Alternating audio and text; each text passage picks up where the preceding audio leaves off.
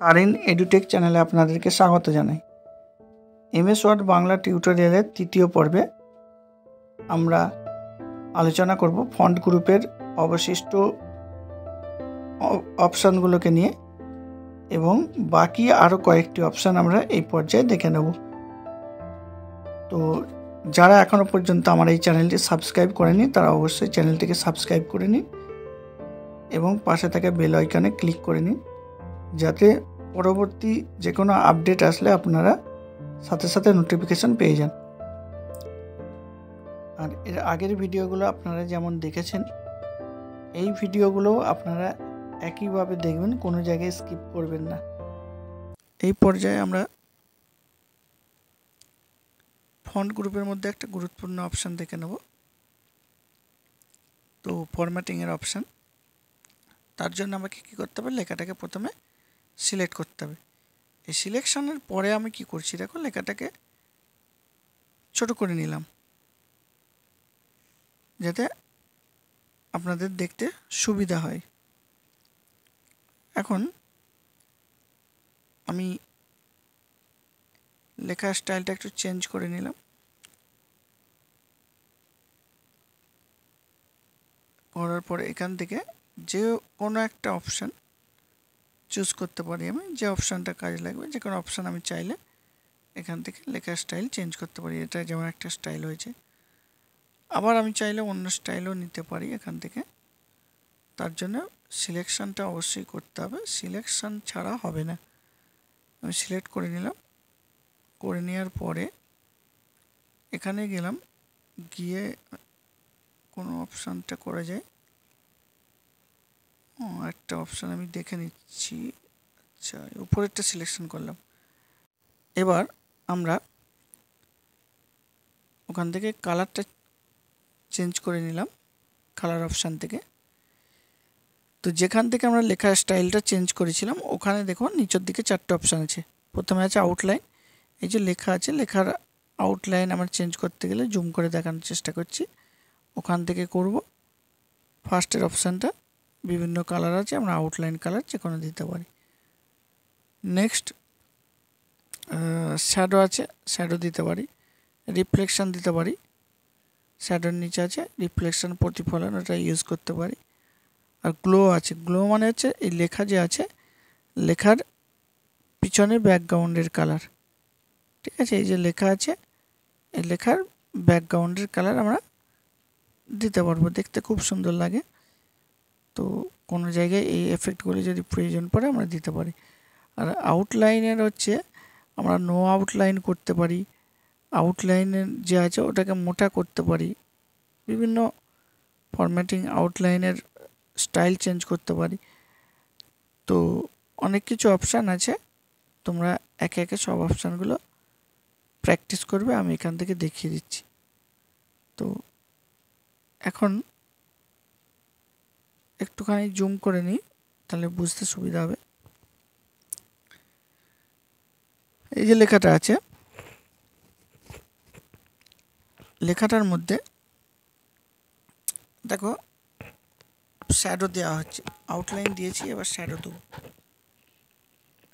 Shadow বিভিন্ন option আছে, যে কোনো অপশান চুজ করতে পারি। কোনো একটা অপশান আমরা চুজ করছি। তো নিচের দিকে দেখো, দেখলে ভালো করে খেয়াল করলে বুঝতে পারবে নিশ্চয়ই, একটা কালো টাইপের দেখতে পাচ্ছ, এটা হচ্ছে শ্যাডো বা ছায়া, আমরা লেখার নিচে ইউজ করছি।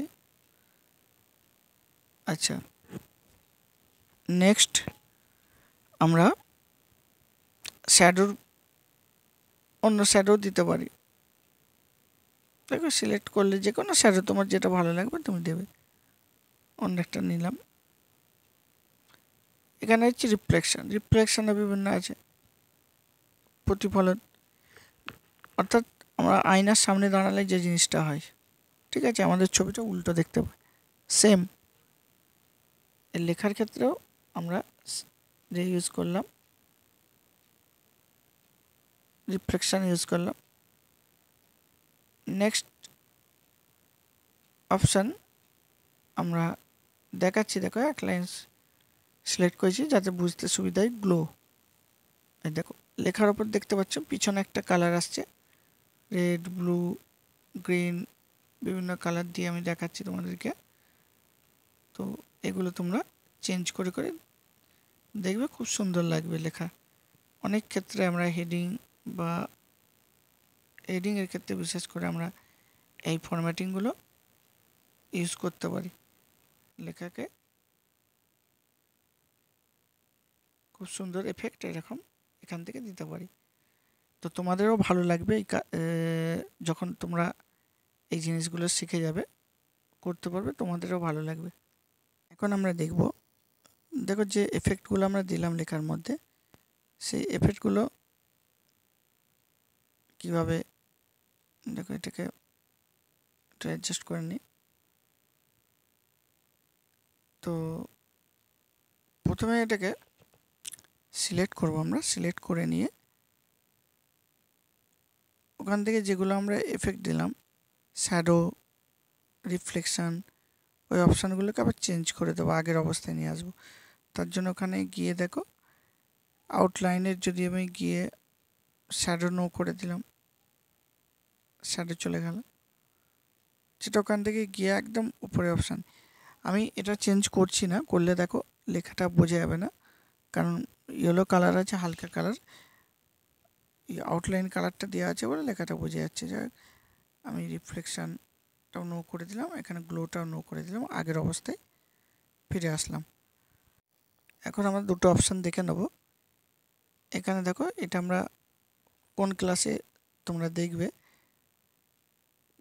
যে আমরা এরকম কোনো কোথাও দেখেছি কিনা, কোন ক্লাসে পড়েছিলাম। আচ্ছা, এই যে দুইটা আছে দেখো, H2 দুইটা দেখো, এই যে X2 আছে দেখো, এটা নিচের দিকে হবে, ঠিক আছে। ওখান থেকে আমরা অপশান চেঞ্জ করে নিলাম, ওটা নিচে এসে গেল। তো এটা কিসের সংকেত তোমরা কমেন্টে আমাদের জানিও।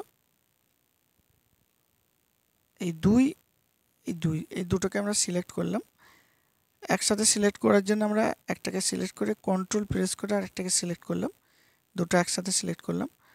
তো ওখানে দেখো X² ছিল, ওখান থেকে ওই অপশানটা থেকে আমরা ক্লিক করলাম যে এই দুটো উপরে উঠে গেল।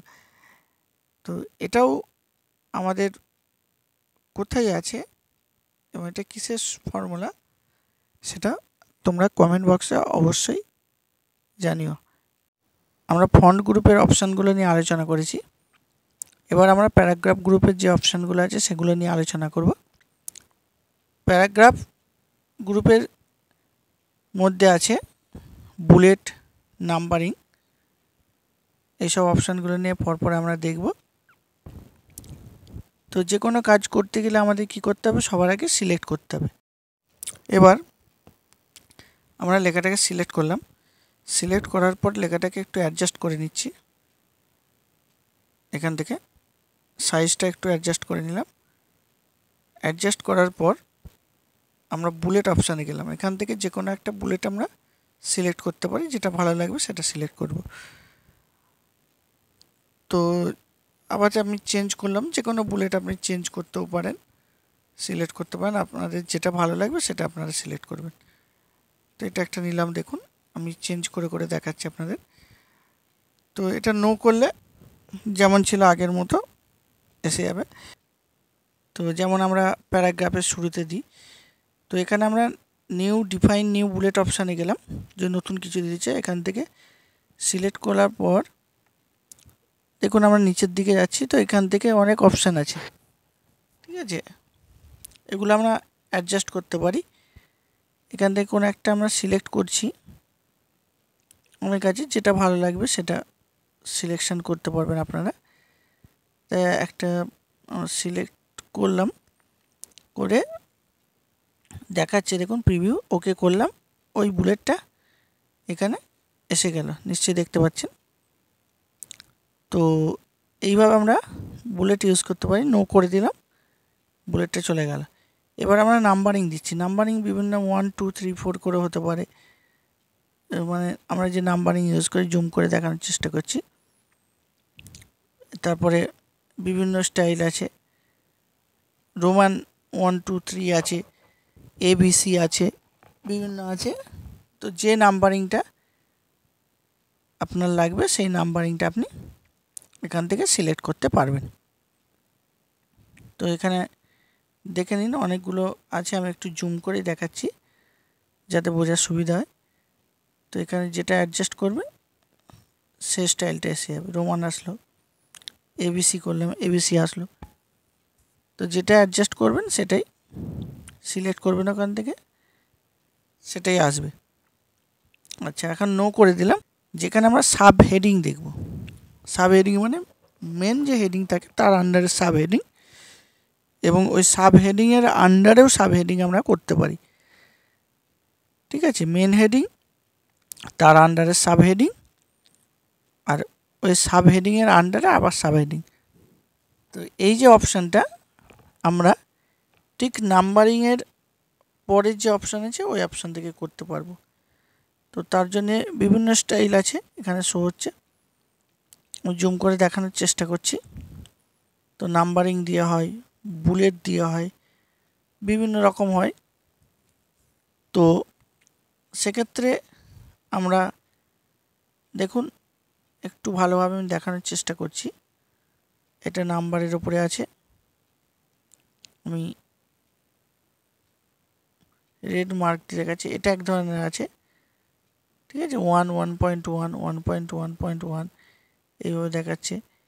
এখানে বিভিন্ন স্টাইল আছে সাব হেডিংয়ে।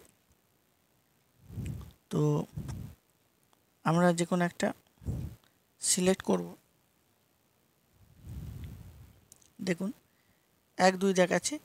যেহেতু এই 2 নম্বরটাকে আমি এটাকে আলাদা কালার করে নিই তাহলে বুঝতে সুবিধা হবে। এটা মেন আরেকটা করলাম। এই যে ব্ল্যাক কালার যেগুলো আছে মেন, ওটাকে আমরা মেন হেডিং রাখছি। আর 2 নম্বর 4 নম্বর যেগুলো আছে রেড কালার, ওগুলোকে সাব হেডিং করবো। তার জন্য আমি কী করছি দেখুন, একবার ওর আগে কার্সার থেকে ট্যাব দিলাম। তো যেহেতু এটাকে সাব হেডিংয়ের আন্ডারে সাব হেডিং করবো তাই 2বার প্রেস করেছি ট্যাব, কিবোর্ড থেকে ট্যাব।